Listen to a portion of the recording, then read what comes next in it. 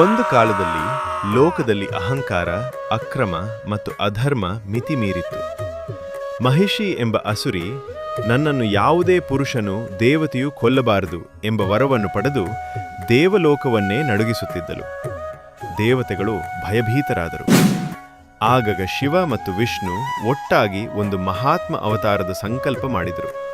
ಆ ಅವತಾರವೇ ಅಯ್ಯಪ್ಪ.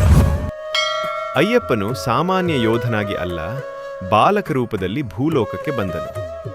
ಪಂಪಾ ನದಿಯ ತೀರದಲ್ಲಿ ರಾಜ ರಾಜಶೇಖರನಿಗೆ ಶಿಶು ರೂಪದಲ್ಲಿ ಕಾಣಿಸಿಕೊಂಡನು. ಕೈಯಲ್ಲಿ ಗಂಟೆ, ಮುಖದಲ್ಲಿ ಶಾಂತಿ, ಕಣ್ಣುಗಳಲ್ಲಿ ಅಸಾಧಾರಣ ಶಕ್ತಿ. ಬಾಲಕನಾಗಿದ್ದರೂ ಅವನಲ್ಲಿ ದೈವಿಕ ಜ್ಞಾನ ತುಂಬಿತ್ತು.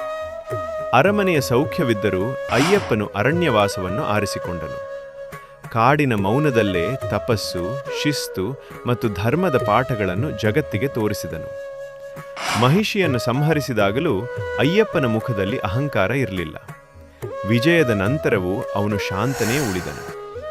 ಅಯ್ಯಪ್ಪನ ಬಾಲರೂಪ ಹೇಳುವ ಸಂದೇಶ ಸ್ಪಷ್ಟ.